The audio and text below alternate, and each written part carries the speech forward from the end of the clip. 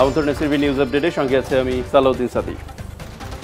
কোন দেশের সঙ্গে কোন দেশের ঝগড়া সেটি দেখবার দরকার নেই, দেশের উন্নয়নে যারা সহযোগিতা করবে তাদের নিয়ে দেশ এগিয়ে যাবে বলে জানিয়েছেন প্রধানমন্ত্রী শেখ হাসিনা।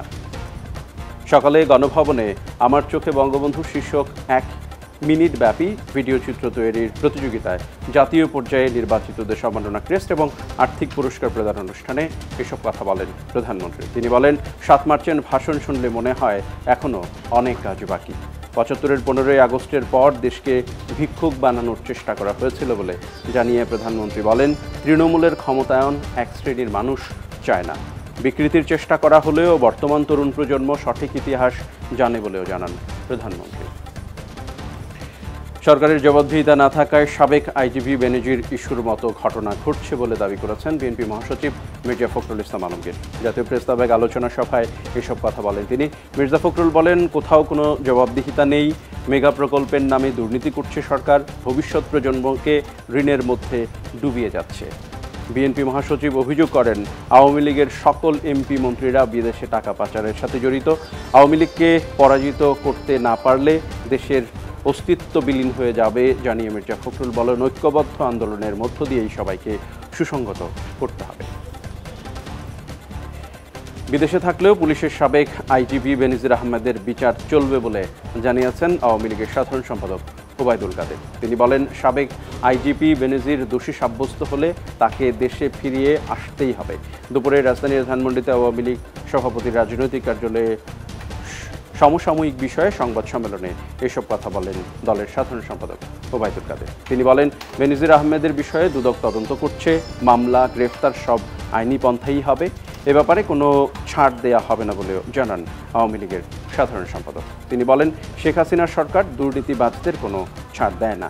ব্যক্তি দুর্নীতি করতে পারে, কিন্তু সরকার দুর্নীতিবাজকে কিভাবে দেখছে সেটা মূল বিষয় বলে জানান ওবায়দুল কাদের।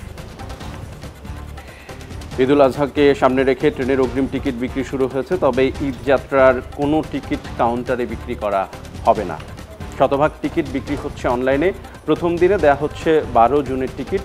সকাল 8টায় পশ্চিমাঞ্চলের টিকিট দিয়ে ঈদ যাত্রার টিকিট বিক্রি শুরু হয়। পূর্বাঞ্চলের টিকিট বিক্রি শুরু হয় বেলা 2টায়। বেলা 11টা পর্যন্ত বিক্রি হয় প্রায় 13,500 টিকিট। এ সময় রেলওয়ে ওয়েবসাইট হিট পড়ে প্রায় 60 লাখ।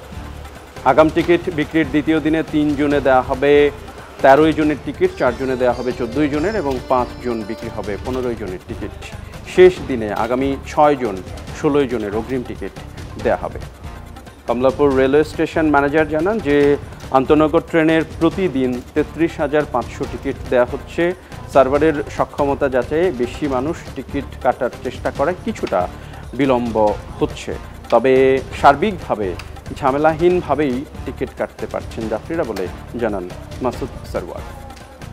এবার থাকছে মাঠে ময়দানের খবর। বড় জয় দিয়ে টি-20 বিশ্বকাপ মিশন শুরু করলো যুক্তরাষ্ট্র। উদ্বোধনী ম্যাচে কানাডাকে 7 উইকেটে হারিয়েছে স্বাগতিকরা। 195 রানের লক্ষ্যে খেলতে নেমে 14 বল হাতে রেখেই জয় পায় যুক্তরাষ্ট্র। ডালাসের গ্র্যান্ড পেইনি স্টেডিয়ামে টসে হেরে ব্যাট করতে নামে কানাডা। 250-তে নির্ধারিত ওভারে 5 উইকেটে তোলে 194 রান। সর্বোচ্চ 61 রান করেন নভোতি জালিওয়াল। 31 বলে 51 রানের ঝড়ো ইনিংস খেলেন নিকোলাস কিডন। শেষের দিকে 32 রানে অপরাজিত ছিলেন শ্রেয়াস শোভা। জবাবে দলীয় 42 রানে 2 উইকেট হারালেও পথ হারায়নি যুক্তরাষ্ট্র। চেনা কন্ডিশনের সুবিধা শতভাগ কাজে লাগিয়েছেন আন্দ্রিস গোস এবং অ্যারন জোন্স। এই দুইয়ের 131 রানের জুটিতে সহজ জয় পায় স্বাগতিকরা। এবার থাকছে দেশের বাইরের খবর। বুথফেরত জরিপ ইঙ্গিতে দিচ্ছে টানা তৃতীয়বারের মতো ক্ষমতা যাচ্ছে ভারতের বর্তমান প্রধানমন্ত্রী নরেন্দ্র মোদীর দল বিজেপি নেতৃত্বাধীন এনডিএ জোট। তারা মমতার বাংলাতেও গেরুয়া ঝড় তুলছেন।